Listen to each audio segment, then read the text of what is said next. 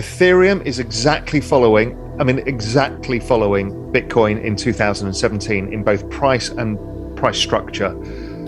Bitcoin is following Bitcoin 2013, which is fascinating, in price structure, but not in price itself.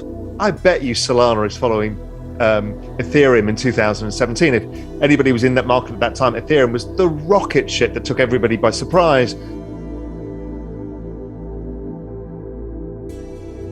So all I do is look at adoption effects, because I'm not smart enough to figure out what changed better than what and why they want to build on it, etc., etc. But interestingly, as I've mentioned before, it's exact chart fit, and the prices are the same. Solana is exactly following Ethereum. Ethereum's exactly following Bitcoin. It's like the magic is all in this network adoption, and it kind of all makes sense. The other two that are in that kind of fast growth, fast adoption phase where you see exponential price rises more than anything else is obviously Terra, probably Avalanche, and probably Polkadot. And I think, they will all do well in this cycle. And like Ethereum, they'll all go down a lot later. And then from that, we'll see how it builds out. But it's bizarrely consistent. I never thought this would be the case, because you see all the people online, it's like my project. But when you net balance it all out and just apply like adoption effects and do these things look similar, they're almost identical, which is amazing. I got two more questions for you. First one is around regulation. We've seen everyone from politicians in the United States and internationally. We've seen the CFTC, the SEC, the OCC, a whole bunch of alphabet soup of organizations I didn't even know existed that are all weighing in with their opinions on various parts of the industry. What's your read on the regulatory situation and kind of the rule set, both in the US and internationally? Firstly, the reason you hear from all those agencies is there's a fight going on to who's to regulate it, right? Is it a commodity? Is it a currency? Is it a security, right? So that's clear that they've got a shit fight going on. Genza's flexing his muscles and being the loudest about it. Meanwhile, you get these snarky comments from the others like it's not all down to him. So that has to be decided. So basically what we have to do is decide how to do this. So Genza's making his play. He's saying, well, everything's a security. Fine.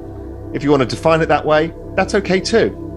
Security doesn't make it illegal or a terrible thing. I mean, Apple's a security, and so is the US Treasury. So that's okay. But what you're going to have to do is change what securities laws, what that means. Because if you are going to stop the pace of development and innovation, you're going to shoot yourself in the foot, and it will be arbitraged away by going to different jurisdictions.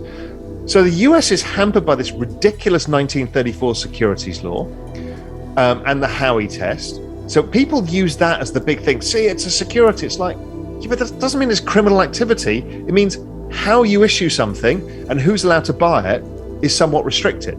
Now, is that the right thing to do?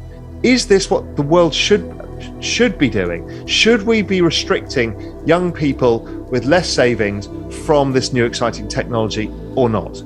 My view is we should not. Much like we shouldn't stop them investing in startups. We should give them warnings, we should give them understanding, some education about what they're doing, but people need to be allowed to do this because they're allowed to go to Vegas, they're allowed to throw all of their pay and all of their life savings and nobody gives a shit, zero regulations.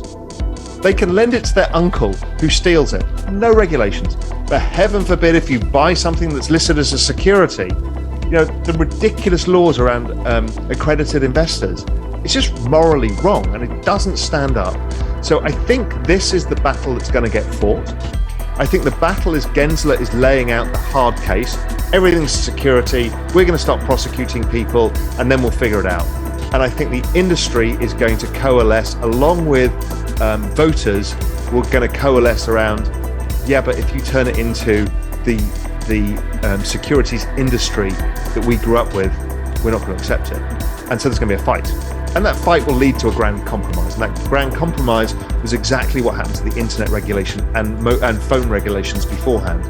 It will come, but it won't be easy. So my guess is if we do have another bear market phase that comes in somewhere in 2022, I think it starts later.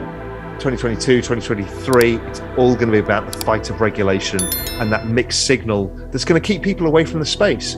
And it's going to push innovation to countries where it's clearer, such as South Korea or Singapore, and other countries where they've made the regulation much clearer. So there's a lot to play for here. It's going to get ugly. Classic negotiation skills are always start with a hard line because it gives you the upper hand, because what you're trying to do is there's the middle line, you're trying to get it incrementally over the middle line further in your direction.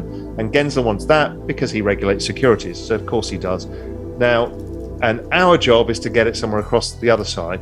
And the answer is going to be somewhere in the middle. Let's see who wins. I'm curious about your thoughts around Solana and kind of how you allocate to different altcoins. Do you buy them all at once? Do you kind of dollar cost average and see where the market goes? What are your thoughts around that?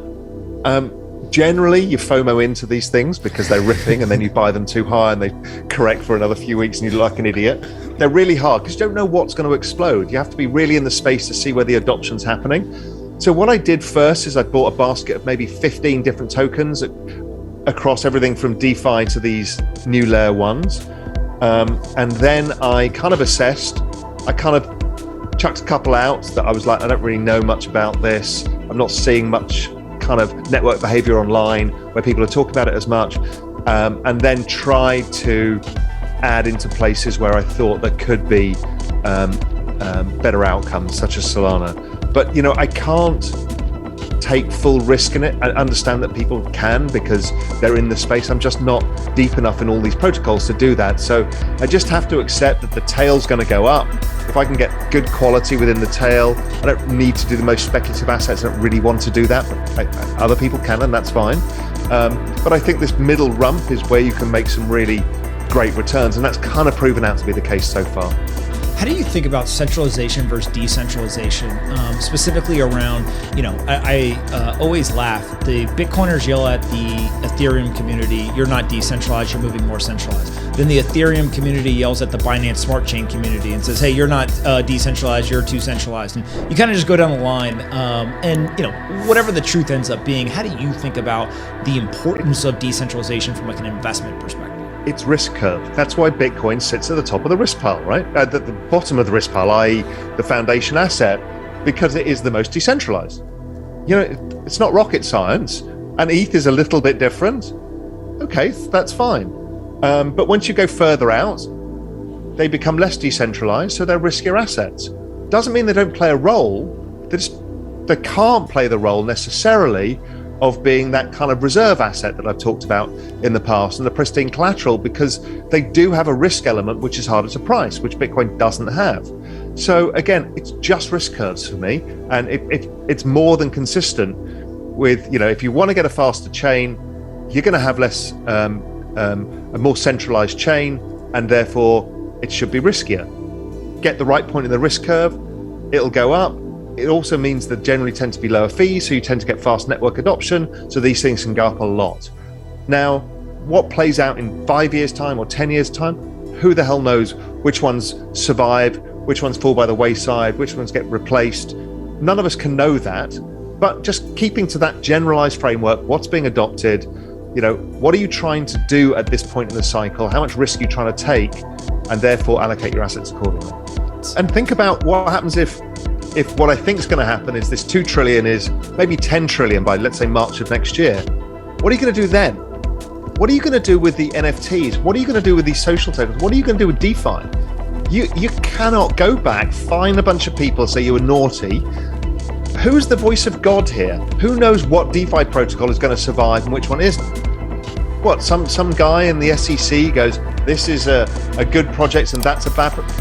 No, the market makes that decision. That is the job of the market. You just have to warn people what risks they're taking. Yeah, there has to be a change, and people have to be allowed to take risk. Now you're seeing the younger generation taking more risk than was traditional for us, and the reason being Robin Hood, and they're like, fuck it, I've got my one chance, and they're taking more risk. That's good. There's nothing wrong with risk taking. Just as long as people understand, options are great because you can only lose what you put in. Now, if you put in your life savings, that's a pretty stupid thing. But you see it on Wall Street Bets that they kind of acknowledge that. and they laugh about their losses, but what you're doing is mass educating all of these people about risk taking. And I think they're going to be larger risk takers than our generation, the Gen Xers were, or the particularly the baby boomers that were much less risk takers.